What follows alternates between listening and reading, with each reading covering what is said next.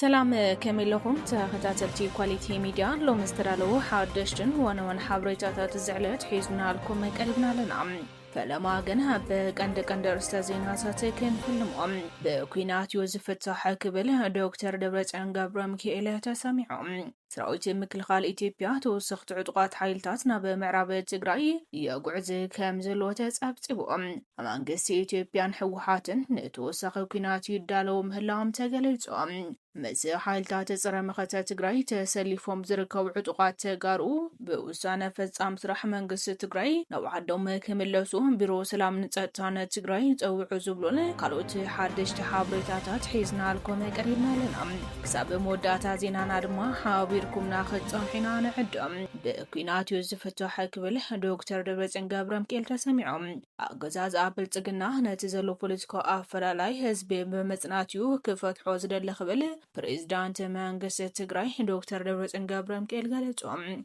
بأسنادايነት ቢሮ ኮሙኒኬሽን ትግራይ ዝተዳለወ መድረኽ ዘበትኒ ብሄራዊ ብርሰት ከየንት ተጋሩ ኣብ ከተማ መቐለ ዝተሳለጠ ኮይኑ ኣብቲ መድረኽ ዝተረኸበ ዶክተር ደብረጽዮን ገብረ ሚካኤል ሕቶ ህዝብና ናብ ድሕሪት ኣይትምለሱና ዓርስና ብዓርስና ክነመሓድር ፍቆዱና እዩ ሕቶ ህዝብና ናብ ድሕሪት ኣይትምለሱና عرسنا بعرسنا كن محادر فقدولنا ايو بزي ملسن فتحان زدليو حتو هزبنا اي تملسن راح زي كونس كالوت حادشت صقمات انا توسخوم حدقا هلونا اقات انبو يركابيلوم اب وعلي بريتورا مس مفتحاتكي قونا قوني وررتكوتون تمزابلتي كملاسو ينيروت سممع سقاي هزبين مفتح دما نحناتو واينا عتقنا كنفتح خيلنا اينا خبل دما قليتيوم كوينغنا اتوعلي بوغنه صلاتي شعوت حزو تطحيس اندهلوم ناتي زلو صقم زي موسخ كنبل ن4 عامات تصميمنا اينا خبل دما تسمعهم حتو داتس بتግራይ بسلماو منقد كفتحو زي جبرنا يصعرن تعقستن بزي مسخعينا حزي ينخونو نبل زلنا خبل دما قليصيوم አገዛዝ አብልጽግና ነዘሎ ፖለቲካ አፈላላይ በሰላማዊ መንገድ ዘይኮነስ ህዝብ በመጽናትዩ ክፈትሖ ዝደሊ ዝበለ ዶክተር ደብረጽዮን ገብረ ሚካኤል ስለዝኾነ መሰላም ዝተዋአሰ መንግስት ሒዝካም ሰላም ክትረከብ ኣይትኽእልን ክንገብሮ ዝግበአና ሁሉ ምስጠንቀቅና ኢና ናብዚ ብርኪ በፂሕና ዘለና ክብል ድማ ተዛሪቡሎም ከየንቲ ተጋሩ ኣብ ቃልስን ልምዓትን ዘለዎም ኣበርክቶ ሓቢ ከም ዝኾነ ብምግላጽ ሕዝቡን ህላወ መስር ዓርሶ ውሳነ ክረጋገጽ ህዝብና መረበቱ ملس بمايوم قديتهم كبركتو صويحيهم حزب تግራውን ንኪነስ ከም ቁልፍ መቃለሰ መሳርሒ ተጠቂሙ እና ተቃለሰ ከም ዝመፀን ሕዝውን ከየንቲ ደገፍቲ ዘይኮኑስ ሰዋና ተቃልሲኦም ክብል ድማ ገሪጽሎም ኣብቲ መድረኽ ዝተሳተፉ ከየንቲ በጎኖም ብዙሓት ጽግማት ዋላ እኳ እንተሃለዉ ነቶም መጸገማት ጻዊሮም ቃልሶም ከም ዘጠናኸሩም ገሊጾም መጸላት ወጊኖም አንጻረ ትግራይ ቃለሱን ዘሎ አካላት ምስ ህዝቢ በሙኻ كم زقاله سومن موياوي ابركتوم كم زواصو دما قالات يملو مكلخال إثيوبيا توسخ تعطقات حايلتات ناب معرب تግራይ يصقع كم زلو تصبصيبهم بوغان كلل امحاره ጎንደር ናብ ዝዋ معرب تግራይ ወልቃይት ጸገዴ ሕሙራ ዘምርሑ ዕጡቃት ዝጻዓናም ብ10 ተሽከርከርቲ እንት ጓዓዛ ከም ስርዓት ተፈለይጦም እቲ ትማሊ ተራእይ ዘሎ ሰፊሕ ወታደራዊ ምንቅስቃስ ሓይሊ ምክልኻል ኢትዮጵያ ነቲ ዘሎ ወጥሪ ከጋድዶን ኩናት ዘይተርፍ ምዃኑ ዘርኢ ከም ዝኾነ ተዓዘብቲ ገልጾም TDF ብወገኑ ትማሊ ኣብ ዘርግሖ መግለጺ እቲ ብወገነ ሸረሪና ዝተኸፈተ ኩናት ብዓወት ከም ዝመከቶን ንቐጻሊ ዓብዪ ልኡኽቶ ተዳልዩ ከም ዘሎ ይሓቢሮም እንተኾነ ግና ብወገን ሰራዊት ኢትዮጵያ ኣብቶም ሓደሽቲ ወታደራዊ ምዕባለታት መሰረት ብምግባር ክሳብዚ ዜናና ዝዋደድ ብስቕታ ቀፂሉሎም ድሕሪ ኩናት ሸረሪና ቁልጡፍ ወታደራዊ ምንቅስቃስ ብኩሎም ወገናት ይረኣይ ከም ዘሎ ድማ ተፈለጦም ኢትዮጵያን ሕወሓትን ነተወሰኸ ኩናት ይዳለው ምህላም ተገለጾም ሰራዊት መንግስት ኢትዮጵያን ጥቃት ሓይልታት ትግራይን ነተወሰኸ ወታደራዊ ግጭት ዘካይደው ዘሎ መድላው በዝጋደደ ይቀጽል ምህላው ዝተፈላለዩ መጨታት አፍሊጦም ትካል ሰላም አውሮፓ ንመራኸቢ ሓፋሽን ካልኦት ምንጭታትን በመጥቃስ ኣብ ዘውፅኦ ሓበሬታ ኣብ መንጎ መንግስቲ ኣዲስ ኣበባን መራሕቲ መቐለን ዘሎ ርክብ እናንቆልቆለ ምኻዱን እዚ ድማ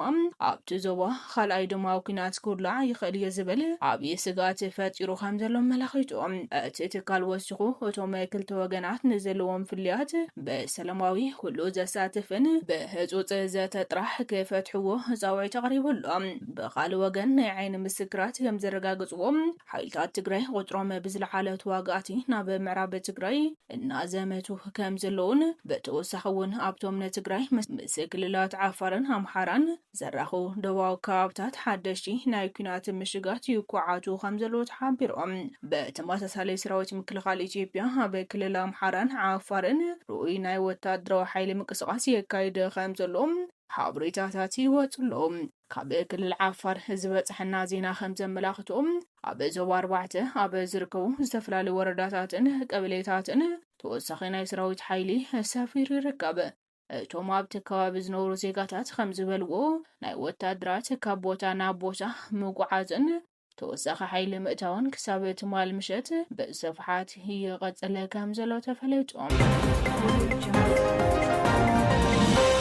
ሓይልታት ሓራ መሬት ናብ ትግራይ ክኣትው ተፀዊዖም እዚ ሓይልታት ጥረ መኸተ ትግራይ ተሰሊፎም ዝርከቡ ዕጡቋት ሓይልታት ሓራ መሬት ብውሳነ ፈጻሚ ምስራሕ መንግስቲ ትግራይ ናብ ዓዶም ክምለሱ ቢሮ ሰላምን ጸጥታን ትግራይ ፀዊዖም ፈጻሚ ምስራሕ ብሄራዊ ክልላዊ መንግስቲ ትግራይ ኣብ ዝሓለፉ መዓልታት ምስ ሓይልታት ጥረ መኸተ ትግራይ ተሰሊፎም ዝርከቡ ዕጡቋት ተጋሩ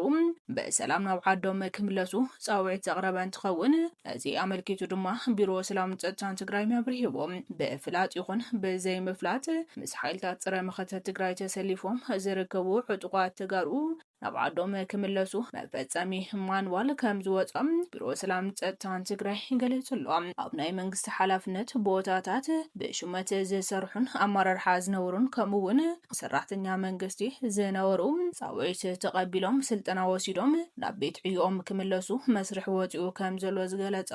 ኣይተ ተወልደ ብርሃን ሽሞኛታት ዝነበሩ ድማ ፃውዒት ተቐቢሎም ኣብ ዝምጥኖም ቦታ ክምደቡ እዮም ክብል ገሊጹ እዮም ፃውዒት ተቐቢሎም ዝተመለሱ መናእሰይ ሓረስቶት ነጋዶ ምልሻ ድማ ዘለዉ ዕድላት መማረፂ ክርብሑ ናብቲ ማንዋል ተቐሚጡ ከም ዘሎ ገሊፆም ተመለስቲ ሰራዊት ዝምልከት ብመሰረት ዝወፀ መፈጸሚ ማንዋል ተራእዩ ተረባሕቲ ዝኾኑሉ መስርሕ ተመቻችዩ ከም ዘለውን ኣይተ ተወልደ ብርሃን ተስፋኣለም ኣረዲኦም ብሄራዊ ረብሓ ህዝቢ ትግራይ ምሕላው ሕገ መንግስታዊ መሰል መምላስ ግዛታዊ ሓድነትን ዝተመዛበሉ ወገናት መምላስ ዝበልዩ ኣይተ ተወልደ ብርሃን ዕጡቋት ሓይልታት ብሰላም ዓዶም ክምለሱ ድማ ፀዊዖም እዚ ወፂኡ ዘሎ ማንዋል ድማ ኣብ ውሽጢ ሓደ ወርሒ ከም ዝፍጸም ኣይተ ተወልደ ብርሃን ተስፋኣለም ሓቢሮም ኣብ መወዳእታ ኤርትራን ሱዳንን ምስ መንግስቲ ብልጽግና ኢትዮጵያ ድሕረ ዝተፈጥረ ከቢድ ምትፍናን ከምኡውን ኣብ ግንባር ሸረሪና ድሕረ ዝተፈጸመ ተጻውዖታት ገዳ ኣየር ኢትዮጵያ ክልል ኣየረን ከይጥቀም ከም ዝዓጽዎን ናሽናል ኢንተረስት ዝተብሃለ ናይ ባዶ 3 ክንፊ ህግደፍ ገለጾም እቲ በመንገዲ ኣፈኛ ህግደፍ ዝወፀ ሃንደበታዊ ሓበሬታ ትማሊ ኣማስዩ ኣብ ሰዓታት ፍርቂ ለይቲ ዝተዘርግሐ ኮይኑ